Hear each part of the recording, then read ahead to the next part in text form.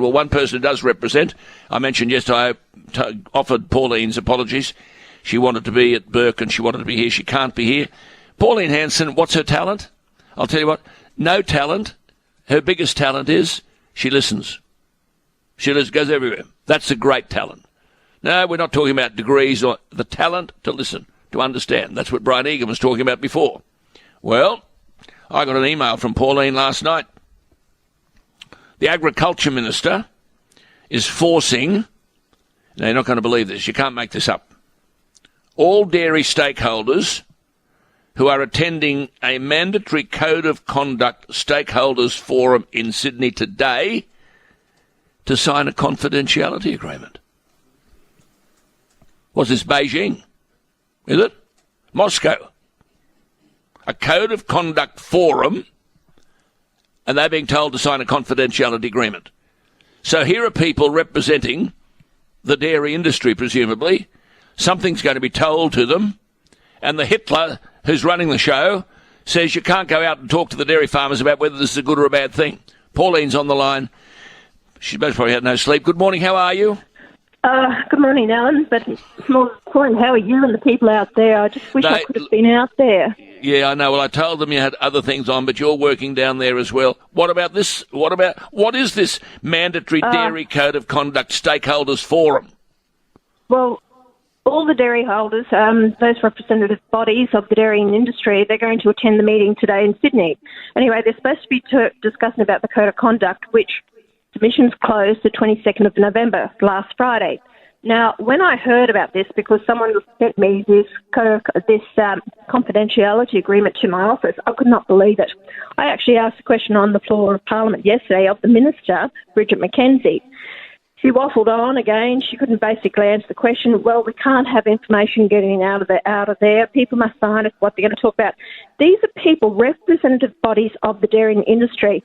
They can't go back and take any information from that forum to tell their members about it. So how do we know what the hell they're talking about, what they are actually going to put in the Code of Conduct if they can't converse that with their members to say, have we got it right? This is unbelievable.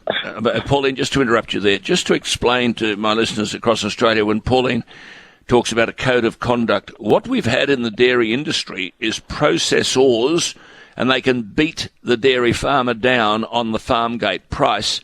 But in recent times, we've also found the processor reviewing the price. So if the processor was paying 55 cents a litre for the farm gate price for the milk, processors have written to the dairy farmer and said, sorry, look, things have changed. I know it was 55 cents a litre. It will now be 51 cents a litre. And they had the right to do this. The dairy farmer was powerless. So Pauline said, she's talked to the dairy farmers, we need a code of conduct. That stuff can't happen.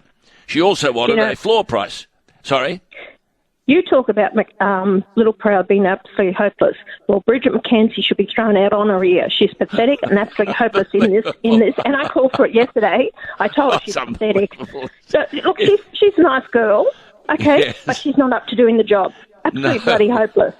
And the whole fact is that she stood there and she said, you've taken our policies. This is what we were planning to do. This is 4.5 years they've been doing. This was an election promise.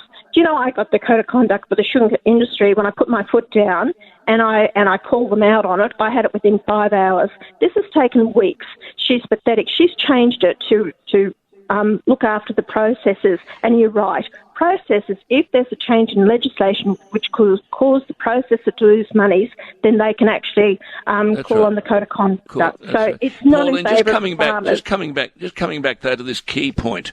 Here are people going to be signing, who are going to be attending a stakeholders forum, and this woman has told you in the Parliament yesterday, we can't have this information that they're going to be given leaving the room, so they must sign a confidentiality agreement. And is there a threat of legal action if there's a breach? Well, if they sign a confidentiality agreement and it's signed, dated and witnessed, it possibly could be, Alan. It would be a legal document. If you sign this, and if it's laid out properly, and I presume it would be because it's supplied by the government and the bureaucrats, bloody idiots again too, need to throw half them out. This is what you're dealing with. A bunch of idiots. I am so frustrated down here, and I cannot believe it. And I let them have it on the floor of Parliament yesterday too. The money that they put in, that's what I said. New South Wales and the federal government have put in about $48 million for the bushfires. Now, we've just given $300 million loan to Papua New Guinea. On top of that, we give them $607 million a year. We've given $500,000 to the Pacific Islands. We've given $1 billion to Indonesia for tsunami. And what pittance do we give to our people out here and try and help them? And you know what? They don't know what the hell to do. One of the ministers said to me, she said, well, what would you do? I said, get them bloody fodder. Load up the trucks and take out feed to them and help them. And they said they can't get the feed, they can't afford it. And they have no idea. They don't know what to do. No idea. Well, Pauline, let's know what goes on today. This is unbelievable. Well, that's the crisis we're in. They've lost control, a government completely out of control. There are crises on their hands they can't. Hey, go on. Alan, I want to give credit where credit's due. And this is to the Labor Party. I had a meeting with Albanese yesterday. Now, I got to know him when I went on a delegation trip to India with him, so I do know him. So he rang up and said, have a meeting with him. Now, he's offered to give me time on the floor of Parliament over the next 2 weeks to reintroduce the dairy bill. Now, they're trying to help me as much as I can. Labor out there trying to help the rural sector and the dairy industry. I think it's fantastic what they've done. Mm-hmm. And they gave me time to introduce my bill the last time around. I'm going to keep going at this until I actually get this dairy bill and I get a fair farm gate price for the people. Yeah. I won't let up. And the National Party needs to hang their heads in shame because they are disgusting and not representing people. And she is not the Minister for Australia. She was the Senator for Victoria, looking after the dairy industry down there, but she should resign from her position because she is not representing the people the way they need to be represented. Well, you're 100%. I mean, basically, the whole Liberal National Party voted against Pauline's dairy industry bill. Pauline, we'll leave it there.